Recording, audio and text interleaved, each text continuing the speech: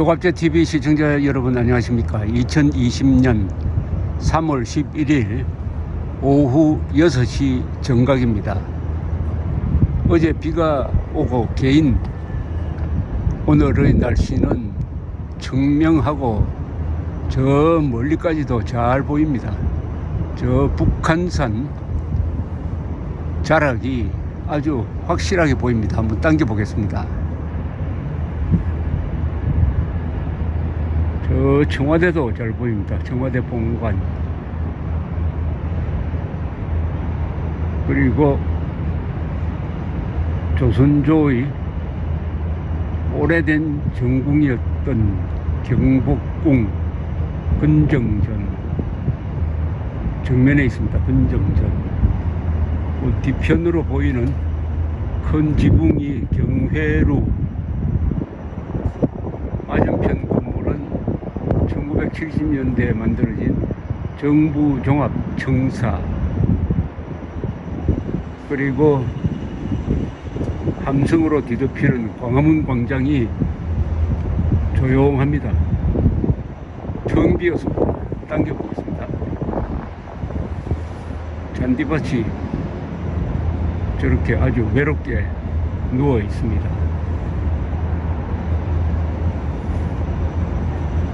이렇게 카메라를 돌리면은 광화문의 건물 군인들입니다. 저는 지금 18층 스텔 옥상에 있습니다. 저쪽 정면으로 보이는 산이 안산입니다. 293m. 이쪽으로 건물 뒤에 인왕산이 있습니다.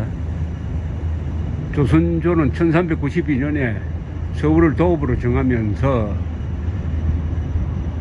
저기 북한산, 제 등 뒤에 있는 남산, 그리고 저쪽 편에 있는 낙산, 그리고 인왕산을 기준으로 해가지고 여기 사대문을 짓고, 여기가 바로 조선조의 출발점이 되었습니다. 그런데 어느 쪽으로 발전시켜 나갈 거냐 하는 논쟁이 있었는데, 한설은 인왕산을 등 뒤로 하고 여기 동쪽으로 뻗어나가야 한다 라는 주장이 있었는데, 정도전은 그게 아니고 경복궁을 저기 짓고 남쪽으로 뻗어가야 된다. 즉 배산 임수죠. 산을 등에 지고 물을 향해서 나가야 한다는 식으로 도시를 발전시키기 시작했고, 그게 바로 오늘날까지 강남 개발로 이어지는 대한민국의 발전 방향이 되었습니다. 틀을 잘 잡았습니다. 저 조선조의 정궁이었던 경복궁을 바라보면서 여러 가지 생각을 하게 됩니다. 경복궁을 저렇게 크게 재건한 사람은 대원군이었습니다. 대원군이 19세기 말에 10년 동안 집권을 했는데 강력한 권한을 휘둘렀습니다. 서원을 철폐하고, 그리고 외세를 배격하고 나름대로 내부 개혁을 시도를 하면서 왕의 권위를 드높이기 위해서 경복궁을 지었는데, 재건했는데, 그때 돈을 너무 많이 탕진해가지고 나라가 휘청했다고 합니다. 저 정도 되는 건물을 지었는데 나라가 휘청했으니까 조선조의 힘이 얼마나 미약했느냐 알 수가 있습니다. 조선조를 고종이, 대원군이, 민비가 잘못해가지고 망쳤다, 뭐 그렇게 이야기할 수도 있지만은, 또는 이완용이 팔아먹었다라고 이야기하면 속이 시원하겠지만은, 왕조가 어떻게 그렇게 몇 사람에 의해서 흥하고 몇 사람 손에 의해서 망쳐지지는 않습니다. 조선조가 왜 망했느냐 하는 것을 사상적으로 설명을 하면은 오히려 그게 더 정확할지 모르겠습니다. 조선조가 왜 망했느냐, 바로 이 현장에서 설명할 수가 있습니다. 여러분, 저 정면에 있는 광화문 광장에 어떤 분의 동상이 있어야 하겠습니까? 대한민국을 발전시킨 분이죠. 저 경복궁은 조선조의 광장입니다. 광화문은 대한민국의 광장이 되어야 합니다. 그런데 대한민국을 발전시키는데 설계자였던 이승만 대통령 동상도 없고 시공자였던 박정희 동상도 없습니다. 대한민국 대통령 동상은 한 사람도 없습니다. 요 건물 틈 사이로 보이는 게 누구겠습니까? 바로 세종대왕 동상입니다. 세종대왕은 위대한 분이지만 저기 앉아 있을 분이 아니죠. 저기는 이승만 대통령에게 자리를 내놓아야 합니다. 세종대왕 동상은 전국에 너무나 많습니다. 그럼 왜 이렇게 이승만 대통령 자유민주주의, 한미동맹, 시장경제, 교육개혁, 6.25 전쟁을 승리로 이끈 위대한 지도력, 위대한 독립투사, 그분에게 왜 한 평의 땅을 내놓지 않느냐? 바로 여기에 조선조를 망치고 지금도 대한민국을 위기로 몰고 가는 하나의 정신사조가 있습니다. 그걸 위정척사라고 합니다. 위정척사파. 말은 좋죠. 위정, 올바른 것을 지키고 사특한 것을 척결한다. 위정척사파입니다. 위정척사파가 바로 조선조를 망국으로 이끌었습니다. 위정척사파는 승리학에 기반을 두고 있는데 오로지 중국을 부모님처럼 모시는 사상입니다. 모든 판단 기준이 중국입니다. 중국의 황제입니다. 중국은 선한 존재고 중국 문화, 유교, 성리학 그건 아주 지고지선한 원리다. 여기에 반대되는 서학, 즉 서양의 학문이라든지 또는 양명학은 이단이다. 사문난적이다. 완전히 요새 전체주의 사상하고 똑같았습니다. 더구나 이 위정척사파의 결정적인 결함은 자기 나라, 자기 민족이 없습니다. 오로지 판단 기준을 중국에 기준합니다. 중국 황제, 공자, 맹자, 저 요순 시절이 판단 기준입니다. 절대 기준이에요. 이렇게 하면서 사대주의를 하다 보니까 조국이 없습니다. 조국이 없고 오로지 의리, 중국에 대한 의리만 챙겨서 드디어 제국주의 세력이 동쪽으로 물밀듯 밀려오던 19세기 말에 문을 안으로 꼭꼭 닫고 계속 중국에 충성하는 나라로 남아 있기를 바랐습니다. 그러니까 그때 개화를 시도했던 사람들이 실패하고 말지요. 이게 오늘 어디로 연결되느냐? 바로 주사파로 그 DNA의 맥이 이어집니다. 위정척사파와 주사파가 똑같습니다. 어떤 점에서 같느냐? 주사파 판단 기준이 이번에 잘 드러났지만은 주사파는 김일성입니다. 김일성을 숭배합니다. 김일성을 숭배하는 이유는 공산주의자이기 때문입니다. 그러니까 같은 공산주의자 김일성보다도 더 큰 모택동을 숭배합니다. 그러니까 중국을 숭배하는 거죠. 김일성 숭배가 종북사상이라면은 주사파는 필연적으로 종중사상, 중국에 추종하는 쪽으로 기울게 됩니다.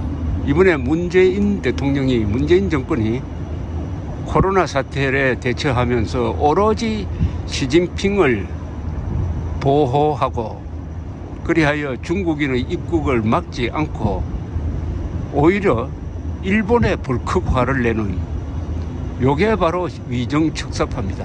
위정척사파의 사상에는 중국은 지고지선한 선이고 미국, 서양 세력, 일본은 야만이다. 요걸 그냥 이어받고 있는 문재인 정권이 그것을 정책으로 반영하고 있다는데 참으로 개탄스럽습니다. 위정척사파, 19세기의 위정척사파가 21세기의 주사파로 모습을 바꿔가지고 이제는 정권을 휘두르고 있습니다. 세계 어느 나라에서도 볼 수 없는 희한한 일이 벌어지고 있습니다. 위정척사, 주사파 다 역사의 쓰레기통에 들어갔어야 할 사상이 아직도 한국인들의 사고방식에 결정적 영향을 미치고 있고, 이게 바로 반일 종족주의로 나타나고 있습니다. 위정척사파도 반일 종족주의, 주사파도 반일 종족주의입니다. 반일 종족주의. 일본은 아무리 잘해도 무조건 반대해야 한다. 중국이 나쁜 짓 하는 것은 덮어주고, 북한 정권이 나쁜 짓 하는 것도 덮어주고, 일본은 잘하는 것도 나쁜 것이라고 생각하고, 미국도 일본과 같은 세력이니까 반대한다.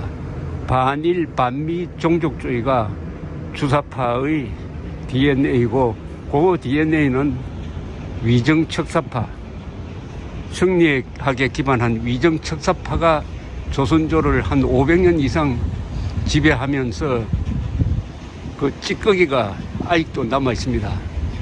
이 눈에 보이는 세상은 이승만, 박정희 덕분에 이런 근사한 세계적 도시를 만들었지만, 이 세계적 도시를 운영하는 한국의 지식인들, 정치인들의 머리, 위선과 독선이 가득한 그 머릿속에 아직도 망령이 깃들여 있어가지고, 그 사람들이 또 언론, 관료, 검사, 판사, 정치권, 지금 저 앞에 보이는 청와대까지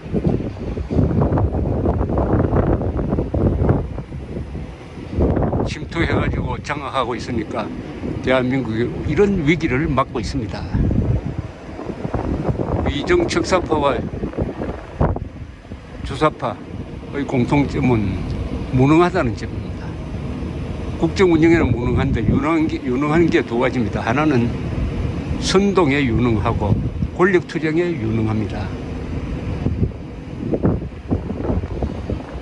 이런 좋은 터에 서울을 정하니까 그래도 600년 이상 이렇게 계속되고 있습니다. 조선조 600년은 사실은 좌파 정권이었습니다. 이승만 이후 지금 약 70년 동안 비로소 자유민주주의 시장경제에 기반한 우파 정권이 이어지고 있습니다. 그러나 좌파 600년의 뿌리를 무시할 수가 없죠. 그게 70년의 자유민주주의 우파 사상의 뿌리를 내리는 데는 아직도 시간이 충분하지 않아서 착근이 제대로 되지 않는 상태에서 문재인 정권이라는 도전을 만났습니다. 그러나 눈에 보이는 이 문명의 힘 또한 무시할 수가 없습니다. 이 문명 세계는 사실, 과학, 법치에 기반하고 있습니다. 주사파, 김일성파는 사실, 과학, 법치를 부정하는 문명 파괴 세력입니다. 야만입니다. 위정척사파는 서구 문명을 야만으로 보았는데, 이제 대한민국에서 야만과 문명을 가르는 기준은 과학을 존중하느냐, 사실을 믿느냐, 법치를 지키느냐에 의해서 달려 있습니다. 지금 저 청와대에서 권력을 휘두르는 저 사람들, 법치를 부정하는, 사실을 부정하는, 그리고 과학을 부정하는, 자, 세계 최고의 원자력 발전소를 가장 위험한 물건인 것처럼 취급해가지고 세계 최고의 기술을 가진 원자력 발전소를 저렇게 괴롭히는, 그리하여 멀쩡한 회사 한전을 망치고 두산중공업까지 이제 휴업을 검토할 정도로 몰아넣는 그 마음이 어디서 나왔겠습니까? 그게 바로 위정척사파의 DNA를 이어받았고, 거기에다가 계급투쟁론까지 덧붙여가지고 세계 역사상 최악의 최악의 정치 이념도 아닙니다. 그거는 일종의 악령이죠. 악령에 씌워진 악령에 휘둘리는 이런 집권 세력으로부터 어떻게 이 문명 세계를 지켜낼 것이냐. 이번 총선을 보면 압니다. 우리 국민들이 이런 근사한 나라를 유지할 자격이 있느냐 없느냐, 아니면 개돼지처럼 사는 게 오히려 제 격이냐. 그동안 이승만 박정희라는 국민보다 훨씬 더 위대한 분들의 지도하에 이렇게 발전해 왔는데 이제 국민 수준으로 내려가자, 이렇게 될지도 모릅니다. 저 안산 너머로 해가 지고 있습니다. 그러나 저 해는 내일 또 오를 것입니다. 총선 결과에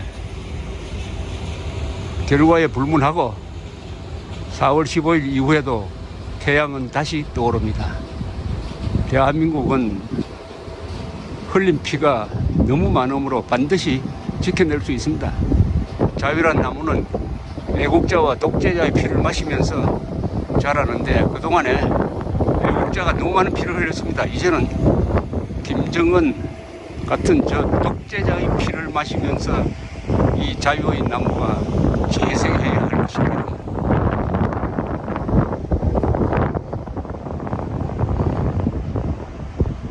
근사한 저녁입니다. 아름다운 저녁입니다. 이런 저녁, 이런 산야, 이런 도시, 이런 아파트, 이런 가정, 이런 직장을 지켜내려면 용감한 사람이 있어야 합니다. 그 용감한 사람을 밀어주는 부지런한 사람들이 있어야 합니다. 여러분, 이번 총선거에서 우리 국민들이 심판을 받습니다. 우리는 어떤 수준의 국민이냐, 문재인보다 뛰어났느냐, 오히려 문재인보다 못한 존재냐를 심판받게 될 것입니다. 감사합니다.